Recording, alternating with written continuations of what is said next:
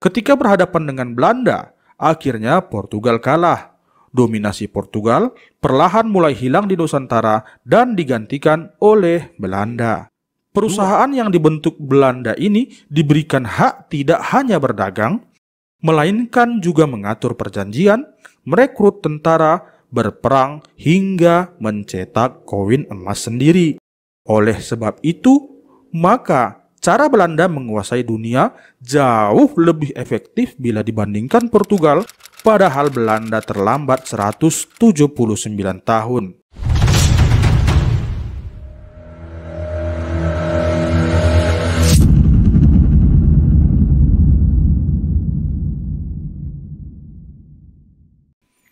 Assalamualaikum warahmatullahi wabarakatuh. Apa kabar abang kakak semua? Semoga dalam keadaan sehat, keluarga sehat, rezeki lancar, dan segala urusan dimudahkan. Dari banyak negara Eropa yang ada ketika itu, hanya 5 negara yang berhasil mendominasi dunia di abad ke-16 dan 17. 5 negara itu adalah Spanyol, Portugal, Belanda, Inggris, dan Prancis. Tapi di antara 5 negara itu, kenapa hanya Belanda yang berhasil mendominasi Nusantara dan belakangan baru Inggris serta Prancis? Mau tahu alasannya? Sebelum memulai ceritanya, saya mengajak abang kakak untuk mendukung channel ini dengan cara klik tombol like, subscribe, dan klik logo loncengnya. Mari kita mulai ceritanya. Kenapa Belanda yang bertahan lama menjajah Indonesia, padahal Portugal lebih dulu sampai ke Nusantara? 1. Kekaisaran Portugal tidak memiliki sumber daya manusia yang cukup. Dari segi sumber daya manusia, sebenarnya Portugal dan Belanda sama-sama tidak layak untuk menguasai Nusantara. Tapi Belanda memiliki kelebihan, berupa keahlian negosiasi dengan penduduk lokal. Portugal merupakan negara Eropa pertama yang berhasil berlayar ke Nusantara. Di setiap persinggahan, Portugal selalu berhasrat menguasai wilayah yang didatanginya, mulai dari Ceuta, Afrika Utara, pesisir pantai Afrika Barat, Afrika Timur, pesisir Selat Hormuz, pesisir barat daya India, Sri Lanka, pesisir timur India, Bangladesh, Malaka, Sulawesi, Timor, hingga Kepulauan Banda. Mulai dari penaklukan Ceuta di 1415 hingga terbentuknya Iberian Union tahun 1580, Portugal sudah menghabiskan sumber dayanya. Hingga di tahun 1594, Belanda akhirnya berhasil menemukan rute ke Nusantara. Ketika berhadapan dengan Belanda, akhirnya Portugal kalah. Dominasi Portugal perlahan mulai hilang di Nusantara dan digantikan oleh Belanda. 2. Walaupun Portugal yang pertama kali menemukan jalur pelayaran ke India, namun mereka baru mendirikan perusahaan kongsi dagang pada tahun 1628. Dan itu pun hanya bertahan 5 tahun hingga 1633. Salah satu kesalahan yang dibuat Portugal adalah tidak mendirikan perusahaan kongsi dagang seperti yang dilakukan oleh Belanda, Inggris, Prancis, dan lain-lain. Ini menyebabkan terkurasnya harta kekaisaran. Padahal, ketimbang menggunakan uang negara, jauh lebih hemat bila menggunakan dana investor pada kongsi dagang.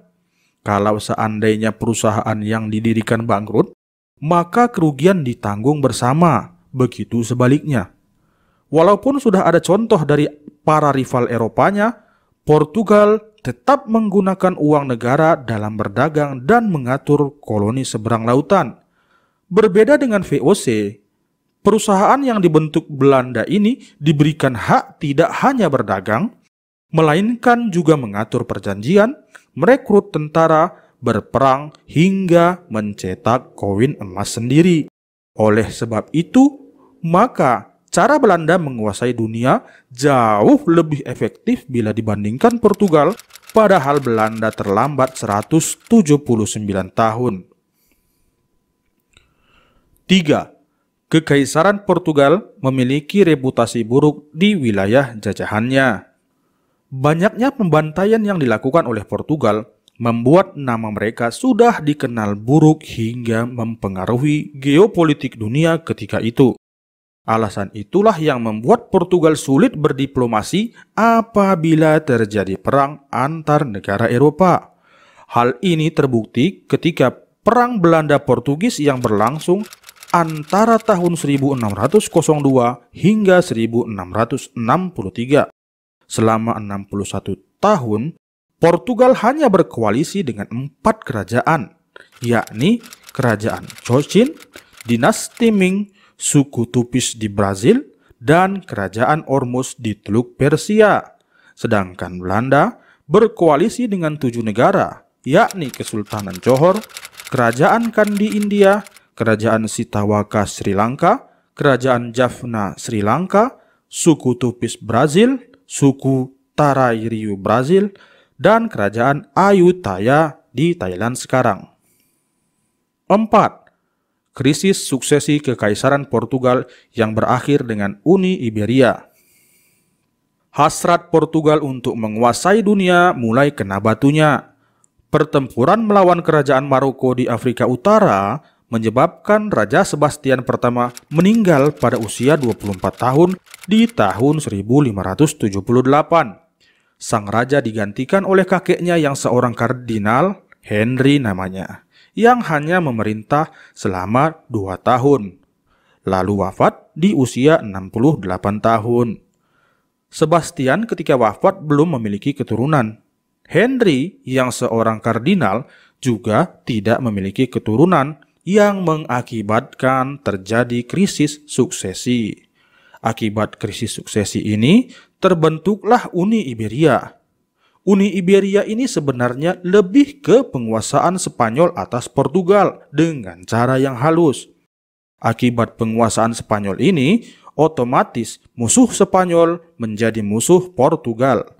Dan di kala itu, Belanda sedang berperang dengan Spanyol yang dikenal dengan Perang 80 tahun.